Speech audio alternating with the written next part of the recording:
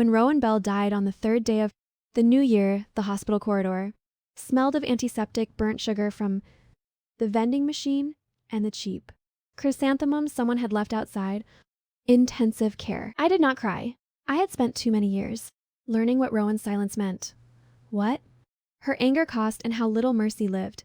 Behind her tired eyes, I stood by the billing desk while a nurse searched for my file, and the first thing I felt was not grief but arithmetic. There would be debt, paperwork, and whatever trouble Rowan had hidden under my name. In our apartment, trouble always came addressed to me. Then the lawyer called me into a small office with one frosted window and gave me a key no longer than my thumb. He said Rowan had rented a safety box 6 years earlier and renewed it in cash every year after. He said I was the sole beneficiary of a modest insurance payout and a sealed box at a private bank. He used the phrase next of kin as if it were a blessing instead of a clerical accident. Rowan had never held my hand in public, yet in death she had left me a key. At the bank, a manager with pearl cuff links checked my identification 3 times and asked whether I wished to liquidate the contents immediately. The safety box held no gold, no deeds, no hidden bundle of cash. It contained one silver fountain pen, a small glass crane wrapped in black velvet, 2 memory cards, and a handwritten note. In Rowan's slanted, disciplined script, the note had only 13 words. If you want the truth, follow the crane and never trust the first ledger. I read it twice, and for the first time since the lawyer had spoken, my pulse changed. Most daughters would have taken the objects home, brewed tea, and searched for sentiment in them. I took them to an internet cafe 3 streets away and bought 2 hours on the cleanest machine in the room. Rowan had Raised me on scarcity and suspicion. If she had hidden anything, it would not be for love. It would be because love had failed her and calculation had not. The memory cards held scans of expense, ledgers, photographs of medicine receipts, fragments of correspondence between a private clinic and a domestic staffing agency, and a series of images of a child wearing a jade charm in every frame. The child was not me. I knew because I still had the scar on my left shoulder from falling through a broken window at age 8, and the child in the photographs had perfect skin. She also had my face. Not exactly my face. Not enough for strangers, but enough for blood. The same slant to the eyes. The Same straight, stubborn mouth. the same. Impossible asymmetry at the brows. In the final folder was a newspaper clipping about the Vale family, owners of Vale Shipping, Vale Glass, and half the charitable foundations in Greybridge. Their youngest daughter, Iris Vale, had nearly died of pneumonia at age 4 and was nursed back to health by a devoted live-in caregiver named Rowan Bell. I stared at the clipping until the date began to blur. I was 22. If the clipping was true, then Rowan had been inside the Vale household the same year I first appeared in her life, a child with no father listed on school records, and a mother who never answered questions about hospitals. She would only say, "You lived," and that Should be enough. it had never been enough. In middle school, when we learned blood types, I discovered mine could not have come from Rowan's. She slapped me so hard the back of my head hit the wall, then refused to speak to me. For 2 days, I learned that truth was dangerous long before I learned it could also be useful. I did not go home that night. I rented a room above a noodle shop and began assembling timelines on hotel stationery. Rowan had entered the Vale household as a caregiver. 4 months later, the family's youngest daughter disappeared from public view for nearly a year because of an alleged respiratory illness. When the child reappeared, she was quieter, more fragile, according to society columns that now sounded like a confession written by people too rich to imagine crime brushing against their linen curtains. Around the same time, Rowan left the Vales and surfaced in a poorer district with a child she registered under the name Mara. Bell, my name? By dawn, I had my first conclusion and my first rule. Conclusion. If I was born to the Vales. Then Rowan had either stolen me from them or swapped me with their daughter. Rule, I would not walk into that house hungry. Rich people recognize need the way wolves recognized blood. I ate congee with preserved egg, bought a new blouse that made me look competent but not ambitious, and tied my hair into the kind of knot that suggested patience. By 9 in the morning, I was standing outside the Vale estate, carrying the glass crane in my coat pocket and a folder of copied documents under my arm. The woman who opened the gate to me was not a maid, but Celeste Vale herself. Though I only knew that because I had memorized every face from the articles. In person, she looked less polished and more dangerous than the papers suggested. Beauty in newspapers is edited into obedience. Beauty in real life can still cut you. She was wearing black wool, no jewels, and the expression of someone who was prepared to dismiss me in 30 seconds. Then she looked properly at my face. Her hand tightened around the gate. I know this is abrupt, I said, but I think you should take a DNA test with me. The silence that followed was not Dramatic. It was worse. It was practical. Celeste did not gasp. She did not ask who I was. She stepped back and said, "Come inside." That was how. I understood I had been right enough to frighten her. The drawing room smelled of cedar and tea leaves. Family portraits lined the wall in a carefully curated history of people who owned things and expected to keep owning. Them. In the central portrait stood the current Vale family, Celeste, her husband Adrian, 2 sons, and a daughter named Lenora. Vale smiling with cultivated ease. She was the girl from the clipping, grown, beautiful. Adrian Vale entered 5 minutes later with a face that had learned authority before tenderness. He took one look at me, then at his wife, and the air in the room became accounting. Again, cost, risk, exposure. Unlike Celeste, he did not hide the calculation. "Who told you to come here?" he asked. "No one," I said. "Your former employee left me evidence after she died." Rowan? "Belle is dead," Celeste asked. I nodded. For a second, genuine grief crossed her face. Not for Rowan, I thought. For the version of her life she had just realized might have been false for 18 years. I put the clipped articles, the dates and copies of the clinic receipts on the table. I did not show them everything. People tell more when they do not know how much.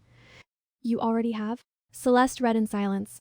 Adrian read like a man scanning a contract for traps. By the time he reached the final page, his mouth had hardened into a line so thin it almost disappeared. Lenora arrived before noon, summoned by panic or instinct. She came down the stairs in cream cashmere and winter sunlight, looking exactly like what people meant when they said a girl had been raised well. Her gaze moved over me and returned, sharper the second time. She was not stupid. I dislike underestimating women simply because they cry prettily. She understood before anyone Spoke. Her fingers went to the jade charm at her throat. It was the same charm from the photographs. "No," she said softly, almost to herself. No, this is filthy. What she meant was not that the act was filthy, but that the truth was filth to families like this is anything that stains inheritance. Adrian told her to sit down. Celeste told the housekeeper to close every door on the east side of the house. I nearly laughed. Wealth never changes its instincts. When scandal appears, lock the doors, lower the curtains, and negotiate with reality in private. By evening, a private lab had arrived. Blood was taken from me, Celeste, and Adrian. Lenora refused at first. Then she saw the look on Adrian's face and offered her arm with a kind of cold grace that made her seem older than any of us. The results came the next afternoon. I was Celeste and Adrian's biological daughter. Lenora was not. The room remained silent after the doctor left, as if the air itself had agreed to a non-disclosure clause.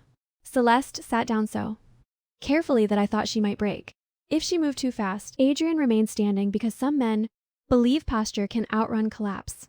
Lenora touched the jade charm again. Then, "Whose daughter am I?" she asked. No one answered because no one yet knew. The only person who had known for certain was dead, and death is a poor witness, unless it leaves records. Mine had. I took the glass crane from my pocket and set it on the table between us. "Rowan left this," I said. She also wrote, "Never trust the first ledger." That sentence changed everything because it gave Adrian something richer than grief. A problem to solve. Men who build empires often cannot survive helplessness, but give them a mechanism, and they regain breath. He asked to see every digital file. I said no. His gaze chilled. Mine did not. "I will share copies," I said, "after my conditions are written down."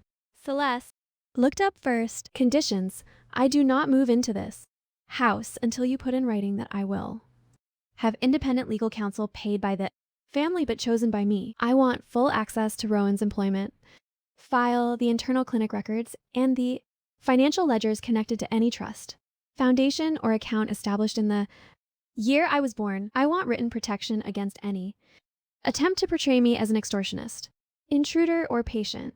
And if I do enter this family, I decide how publicly. Adrian stared at me for a long time. Then he said, "You negotiate like a creditor." "I was raised by one," I replied. Lenora laughed. It was the first sincere sound in the room. Not kind. Not Cruel, just startled. "God," she said quietly. "She really is." ours. If I had gone to them for a mother's embrace and a father's apology, I would have left ruined. Instead, I asked for lawyers, records, and room to choose my own exposure. The next 3 days taught me who among them could live with truth. Celeste sent food to the hotel where I stayed but never came uninvited. Adrian sent a legal team so expensive their watches probably had better health insurance than I did. I rejected 2 of the lawyers, chose a woman named Miriam Frost, and made Adrian pay her retainer before I surrendered a single original file. Lenora sent nothing. Then, on the 4th day, she arrived at the noodle shop with a carton of tangerines and a bruise hidden under makeup. "Your father tried to make me promise not to speak to the press," she said by way of greeting. "Did you promise?" I asked. Which father he meant. I looked at her, then really looked, and recognized the first honest thing about her. She had been shaped by luxury. Yes, but also by expectations so relentless. It had polished her into a weapon against herself. She sat opposite me and peeled a tangerine with precise fingers. "I want the truth, too," she said. "Not just the blood part, everything." So we became allies the way women often do in dangerous rooms, not by trusting immediately, but by deciding that being divided would serve men better than us. Lenora gave me access to the household. Rhythms, the family office, the names of accountants who smiled too quickly, the fact that Rowan had been quietly receiving monthly payments from a charity overseen by Vale Glass. She also told me something she had never told her parents. At 16, she found a vaccination booklet in Rowan's old trunk, with another child's name scratched out underneath hers. Rowan burned it in the sink before Morning. After that, Lenora never again mistook silence for innocence. The first ledger arrived through official channels. A week later, it was exactly what Rowan had warned me against: neat, balanced, and false. Donations moved from the Bellwether Foundation into maternal health programs, then out again into community vendors, whose addresses belonged to shuttered storefronts and vacant lots. The numbers were not random. They were shaped to survive a casual audit. Whoever built the system understood oversight. I spent 16 hours cross-referencing vendor invoices, utility connections, and shipment records until my eyes hurt, and the hotel owner knocked twice to ask whether I was still alive. At 2 in the morning, I found the pattern. Every 5th transfer rounded upward by the price of imported glass. Vale Glass, not the charity, the company. I returned to the estate with my notes and asked Adrian for the raw purchasing records of his manufacturing arm. He Refused. Not loudly, not theatrically, just with the clean arrogance of a man accustomed to not being questioned inside his own walls. So I asked in front of Celeste, Lenora, both sons, and the general counsel, "Are you refusing because you think I am untrustworthy," I said, "or because you already suspect what I will find?" That was the first time one of his sons, Theo, smiled at me with anything like approval. Adrian gave me the records within the Hour. Smart men hate public cowardice more than private danger. Theo later met me in the library and said, "For the record, I have wanted to ask him that for years. He worked in the shipping arm and had learned early that his father valued competence provided it arrived in the tone of obedience. My arrival had apparently improved the household climate by introducing a new dialect, defiance with evidence. What I found in the purchasing records was not just embezzlement. It was long-term redirection. Vale Glass had been overpaying shell suppliers linked to a logistics firm that no longer officially existed. The overpayments were then laundered back through the Bellwether Foundation, masked as charitable grants and siphoned into personal accounts under names belonging to dead retirees and transient laborers. Whoever engineered it used the moral prestige of philanthropy to scrub the greed of industry. Rowan had known enough to document fragments. She had not known enough to stop it. Or maybe she had profited too long to try. The name at the center of the false vendors was not Adrian's. It was Elias Rook, the family office. controller who had worked under the veils for 23 years and answered every question with a smile that hovered just 1 degree above respectful. He had also personally approved Rowan's caregiver stipend for nearly 2 decades. When I confronted him privately in the archives room, he did not deny it. Men like Elias only deny when they think. The listener cannot count. You are clever, he said. But clever girls often mistake access for power. You mistook paperwork for invisibility, I replied. He looked almost sorry for me. Do you know what happens if this goes public? Your mother's name is on half the charity board signatures. Your father signed the annual authorizations. The newspapers will not print a clean family restoration story. They will print Rot. you will have a surname and nowhere safe to wear it. It was meant as a threat. It worked as confirmation. That night I did not sleep. Not because I was frightened of Elias, though fear is sensible and I felt it, but because truth had stopped being personal and become structural. If I exposed him, the scandal would wound Celeste, stain Adrian, destabilize the company, and turn my own return into a media carnival. If I stayed quiet, the rot would continue, and I would become another elegant silence. In a house built on polished lies, by dawn I had decided that if I had been stolen into this story, I was at least entitled to choose its ending. I asked Miriam to prepare 2 sets of papers. One was a private evidentiary package for the Financial Crimes Unit. The other was a family trust amendment. Celeste found me in the breakfast room reading drafts while cold tea gathered in my cup. You have not asked for a share, she said.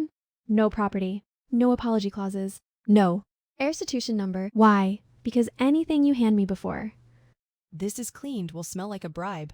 her face tightened, then softened in a way I had not expected. You sound like me. When I was young. No, I said. If I sounded like you, this house would have found me years earlier. The truth is that I did want things. I wanted years back. I wanted a childhood where the door did not slam before every demand. I wanted someone to have noticed that the girl in the old school photos had bruises. Explained too quickly. But wanting impossible things is expensive. I had lived too long with debt to indulge in fantasies that could not pay out. So I asked instead for survivable things. Control. Documents. Choices. Those are cheaper than love and, in unstable markets, far more reliable. The first attack came 3 days before the Foundation's lunar renewal gala when Celeste's emerald river necklace vanished from the dressing suite and a maid swore she had seen me upstairs near the jewelry cabinet. I almost admired the speed.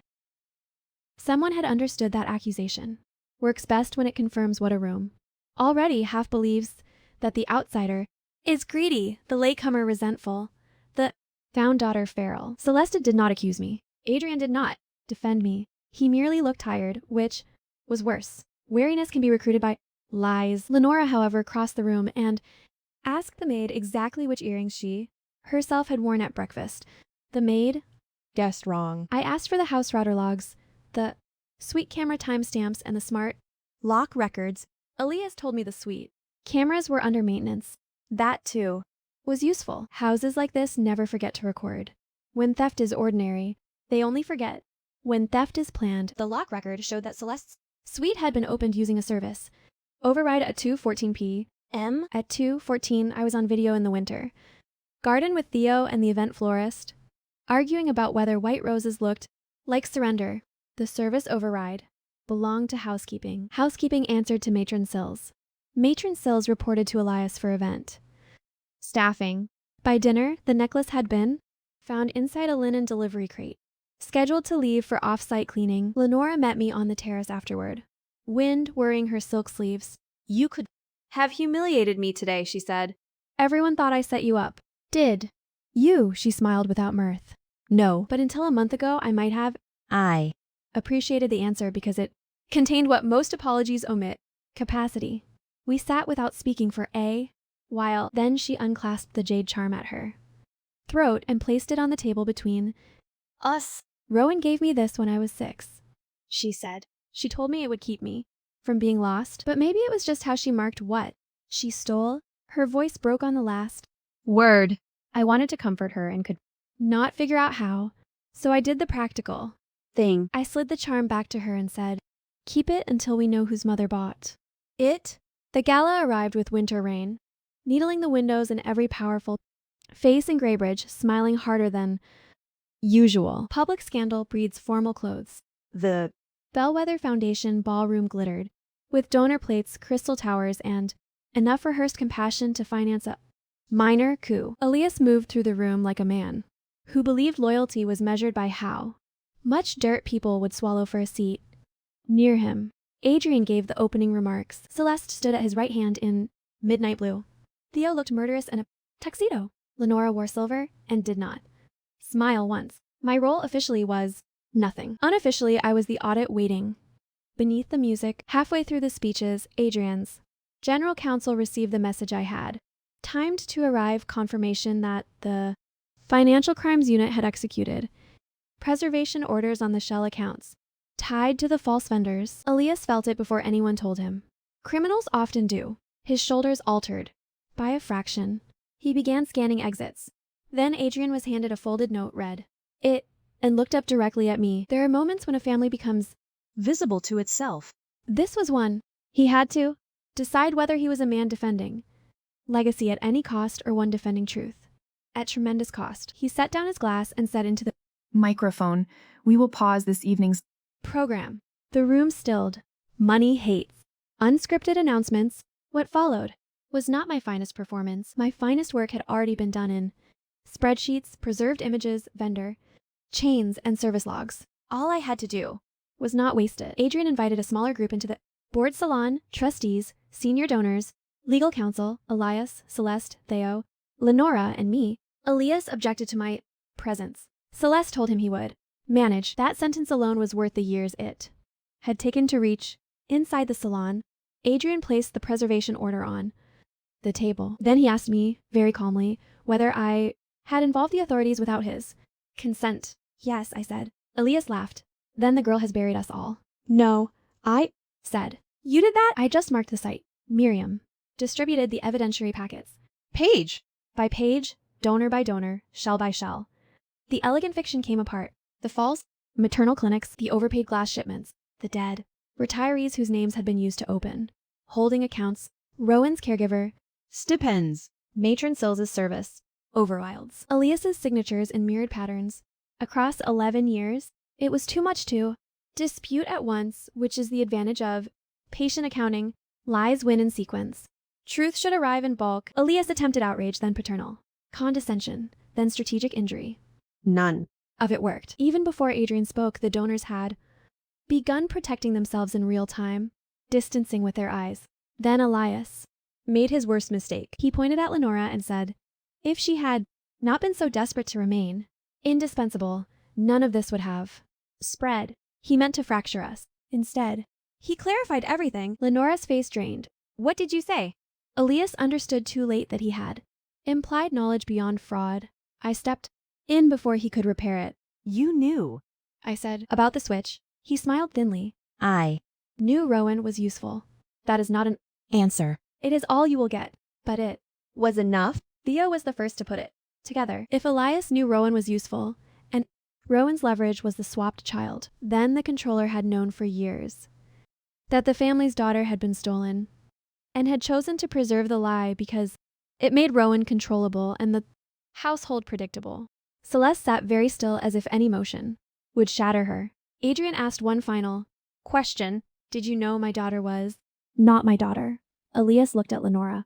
Then at me. Which one? Theo crossed the room so fast that two trustees rose halfway from their Chairs. He did not hit Elias. He only leaned in and said with terrible Softness, you should pray the police. arrive before my restraint ends. The Aftermath was administrative violence. security. Z's devices. Statements. Emergency trustee votes. Public holding.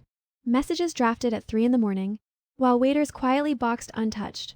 Pastries. Adrian suspended Elias on the spot and authorized an internal and external review of every charitable vehicle tied to the family. Celeste signed the order removing Matron Sills. Theo called the Financial Crimes Unit back and requested immediate interviews. Lenora took off her silver earrings and shattered one between her fingers without seeming to Notice. I stood by the window and watched rain erase the city one pane at a time. At dawn, when the last trustee left, Celeste asked everyone else to go. Adrian hesitated then obeyed.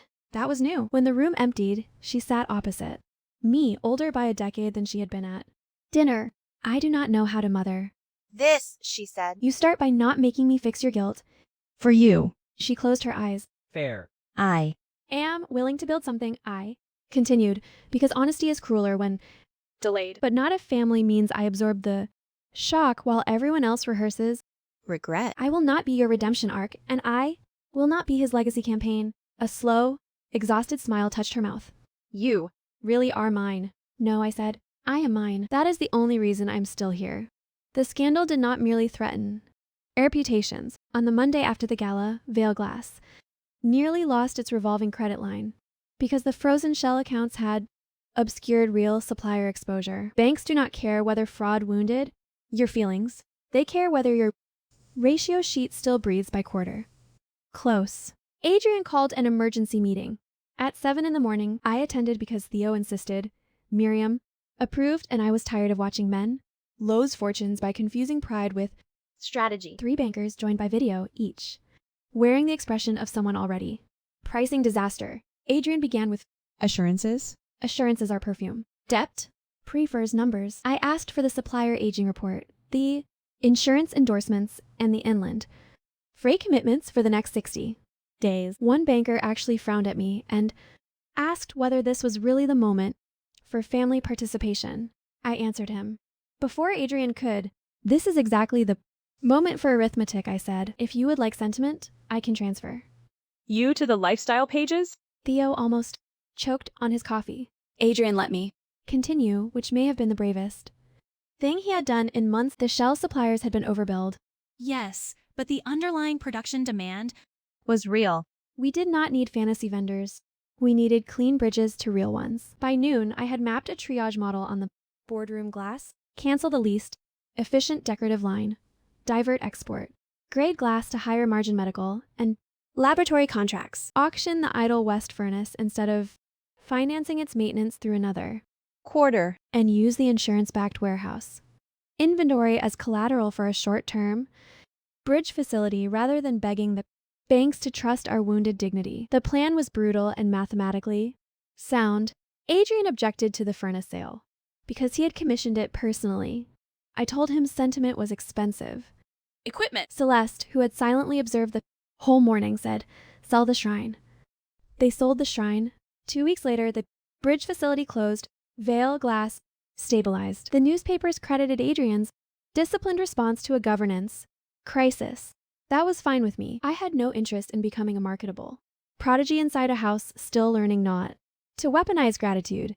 But the board noticed. They began sending me briefing packets for comment, which is the corporate dialect of reluctant respect. By the end of the quarter, I had a consulting title, voting observer status, on the recovery committee, and Theo complaining that I had become the most annoying, useful person in the building.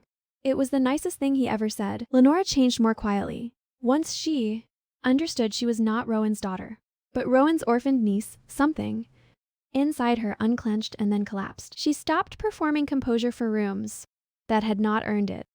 One evening, I found her in the old music room surrounded by storage boxes, listening to a voicemail Rowan had left. 17 years earlier, Rowan's voice on the recording was young enough to still hope deception could be domesticated. You must never let them think you are greedy, Rowan had told the child she believed she was training for survival. Pretty, grateful, careful girls get kept. Lenora replayed the message 3 times, then deleted it and vomited into the fireplace bin. I sat with her on the floor afterward, while rain tapped against the skylight. I. Spent my entire life earning survival in The wrong currency, she said. so spend differently. She laughed, without looking at me. Is that one of Your motivational speeches? No, it is. Budgeting. She leaned her head back against the wall. When this is over, I want to testify in every case that needs me. Not because I am noble, because I'm tired of letting other people narrate what happened to my face. That sentence stayed with me longer than any court filing. Narration is ownership in formal close. So when the prosecutors asked whether Lenora could be shielded from the early hearings to preserve the family from spectacle, I answered before Adrian could open his mouth. She decides, I said, not the lawyers. Not the board. Not the family machine that had turned silence into etiquette. Lenora chose to testify in person. She walked into court with no jade charm. At her throat, no borrowed fragility in her posture, and answered every question in a voice so steady that even Elias looked briefly surprised. Watching her, I understood that intelligence is not always speed.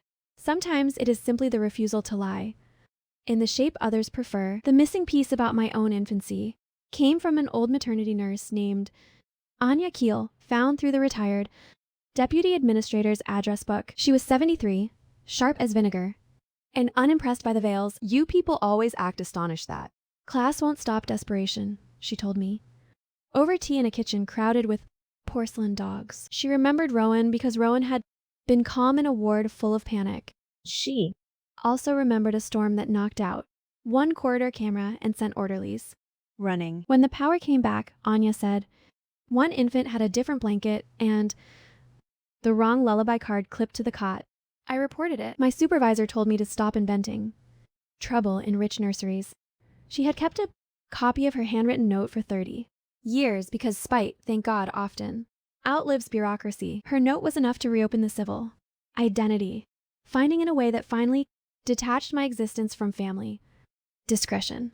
I did not need the veil as to believe who I was anymore.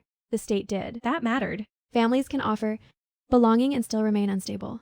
Markets. Documents, once corrected, do not wake up frightened and ask you to shrink for peace. When the new birth record was issued, Celeste cried. Adrian signed 3 forms and then left the room for 10 minutes because men like him still prefer privacy. For any emotion they cannot invoice. I held the paper and felt less triumphant, then relieved. At last, there was one official object in the world that did not lie about where I began. The civil hearing also produced an unexpected side effect. Former domestic employees from other wealthy households started contacting the Winterline lawyers with stories about coerced informal adoptions hidden, paternity arrangements forged, guardianships, and children shifted across family branches to preserve inheritance optics. Once one respectable scandal cracks, others smell oxygen.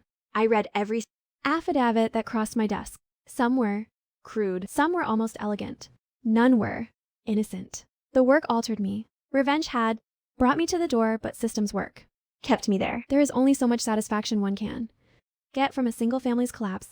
After that, if your mind is still hungry, it will demand architecture. Perhaps that is why I finally understood what Rowan had meant by never trust the first ledger.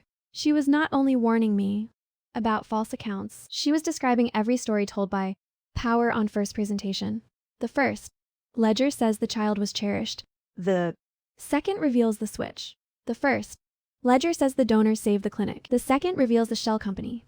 the First ledger says the family is mending privately. The second asks who had to bleed in silence for that privacy to remain beautiful. Once you learn to read second ledgers, the whole world grows less mysterious and far more unforgivable. The criminal investigation moved faster than anyone expected, partly because wealthy scandals accelerate whenever the wealthy begin cooperating out of self-preservation. Elias was charged with fraud, money laundering, conspiracy, and obstruction. Matron Sills accepted a plea arrangement within 5 days and offered enough testimony to stain half the old household.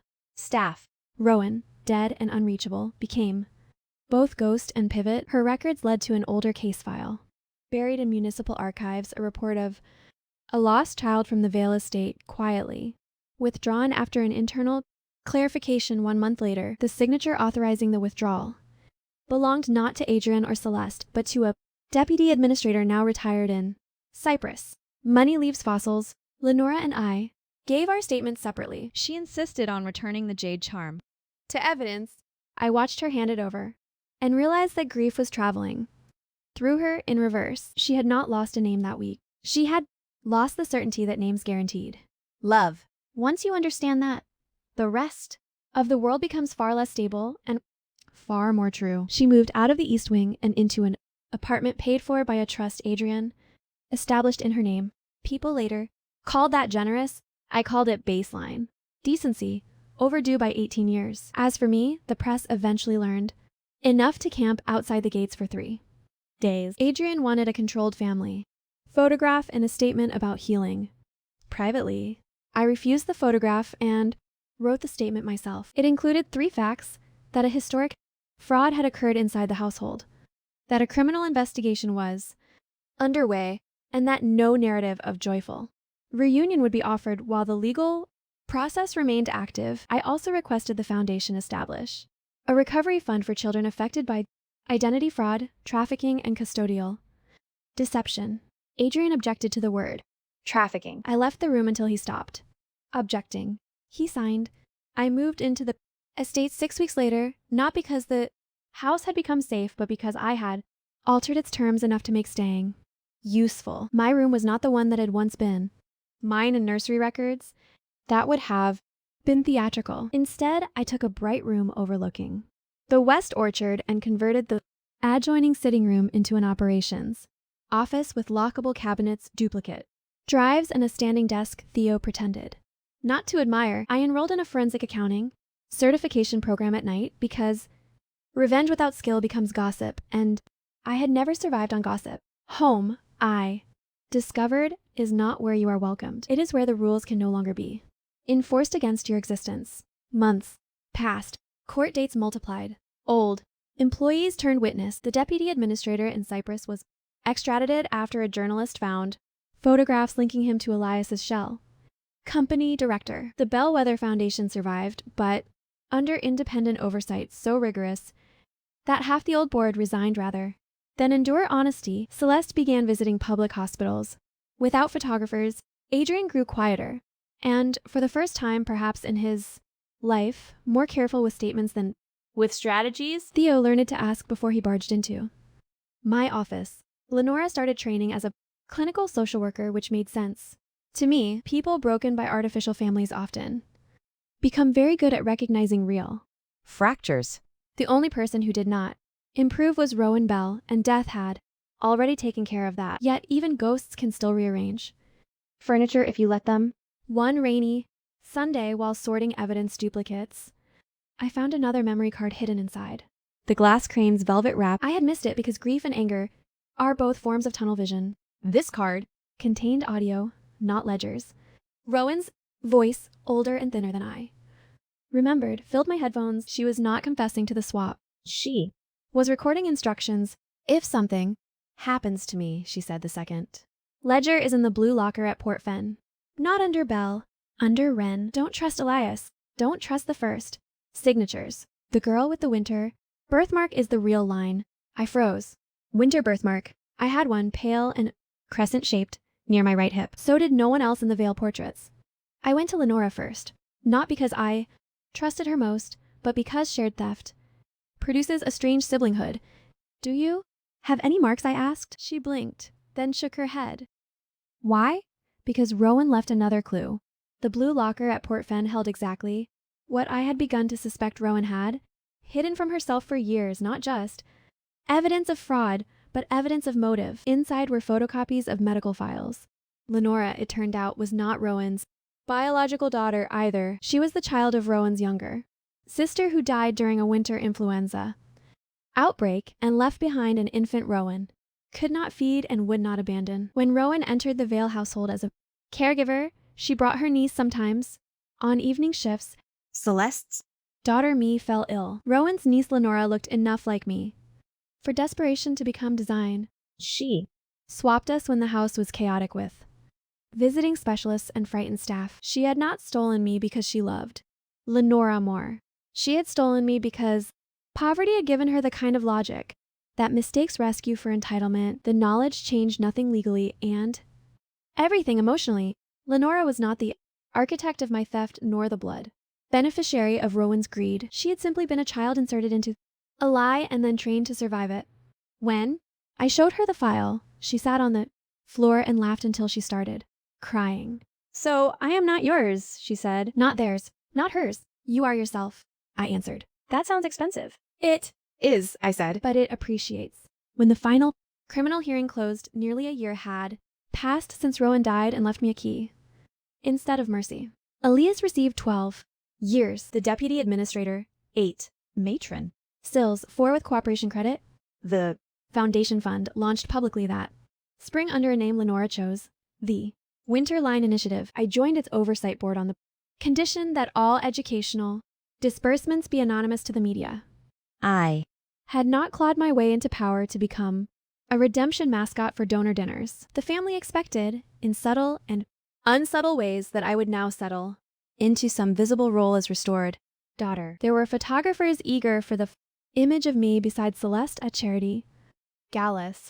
There were board members who thought my story would humanize the company. There was even a magazine editor who offered me a cover feature titled The Harris Who Came Back Smarter. I turned them all down. Intelligence is not an accessory and return is not always triumph. Sometimes it is simply refusal hardened into method. On the anniversary of Rowan's death, I went alone to the municipal cemetery with the glass crane in my pocket. I did not bring flowers. Rowan had never liked flowers, she said. They spent too much effort dying elegantly. I stood before the plain stone and considered all the things people imagine forgiveness is supposed to do. Purify the victim, release the dead, complete the story. None of that interested me. I did not forgive Rowan. I Understood her more than I wanted to, and that was burden enough. Understanding is often mistaken for mercy by those who do not have to carry it. Still, I left the glass crane there. Then I went home, not to the grave, not to the hotel over the noodle shop, but to the West Orchard room where files lay in color-coded rows, and rain marked the windows in familiar strokes. Celeste was in the library arguing with Adrian about whether legacy can survive transparency. Theo was on the terrace, yelling into a headset at the shipping office in Singapore. Lenora was asleep on the sofa with 3 marked-up case studies on her lap. The house was not healed. It was simply honest. Enough to be lived in. Celeste looked up. As I entered, "You are late," she said. There was traffic. There is always traffic when people do not want to discuss where they have Bin. I set my bag down. I went to the cemetery. She did not ask whose. That too was new. Instead, she poured me tea and pushed the cup toward me across the table. In another life, maybe that gesture would not have mattered. In mine, it mattered immensely. Love, I had learned, is not proved by declarations, but by repetition under ordinary light. A seat kept warm. A cup poured without performance. A silence that does not punish. I took the tea. Later that night, Adrian knocked on my office door. He almost never knocked. I Have redrafted the trust, he said, placing a folder on my desk. No restrictions tied to marriage, public, role, or residence. Equal voting. Conversion at 30. Independent income. Stream now, not later. Miriam reviewed it. I opened the folder. It was fair. More than fair. Why? I asked. He took longer than usual to answer. Because I spent too long treating affection as something people had to earn by not costing me anything. It made me blind. I can't ask for time back. I can stop structuring the future like a punishment. That was the closest he ever came to Anne. Apology, and because it cost him something real, I accepted it, not with tears, not with absolution, but with my signature on the final page. Repair is not purity. It is work done. After arrogance collapses. In the spring, I bought the building above, the old noodle shop where I had first sorted Rowan's files, not because it was elegant, but because I wanted one piece of my life chosen entirely by me. We renovated the rooms into legal aid, offices for girls aging out of state care, and young women leaving coercive households with no documentation under their own control. The first time I stood in the finished hallway, sunlight fell across new paint and metal cabinets, and I felt something I had not allowed myself to name for years. Not victory. Permission. Journalists still write about me sometimes. When the company reports exceed expectations, or when the Winterline initiative funds another clinic or legal action. They like neat endings, so they tend to describe me as the daughter who reclaimed her rightful life. They are wrong. I did not reclaim anything. You cannot reclaim what you were never allowed to possess in peace. What I did was build a life out of evidence, a leverage, and the stubborn refusal to disappear inside someone else's lie. If there is grace in that, it came later. And only because I kept working long after. Grace would have been a more romantic explanation. People occasionally ask whether blood matters after everything that happened. I Tell them blood matters the way fire matters. It can warm a house or erase it. What matters more is who learns how to carry water. The night before my 24th Birthday, Lenora knocked on my door with a cake she had clearly not baked in two.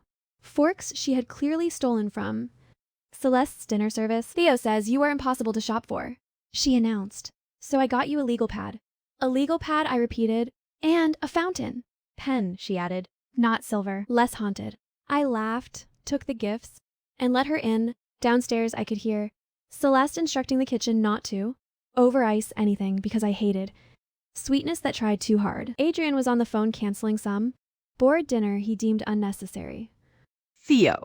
Was arguing with the florist about whether midnight blue orchids looked like morning. For a moment, with the windows open to spring rain and the ridiculous cake, between us, the world did not feel corrected. It felt alive. That is different. Correction belongs to courts and ledgers. Life belongs to the people who remain after judgment and still choose to set the Table. If Rowan gave me anything worth keeping, it was not the key, the cards, or even the warning about the first ledger. It was an education in what happens when fear runs a Household for too long. I learned the cost. I learned the language. Then I learned to refuse both. The rest I built myself. And when people now stand in the offices above the noodle, shop or attend the foundation hearings, or watch the Vale's published annual transparency reports that would once have embarrassed them, they often say the same thing with a kind of respectful wonder. It is astonishing what intelligence can recover. They are wrong again. Intelligence finds the door. The harder thing, the thing that changes. The house is choosing to walk through it and never kneel inside again.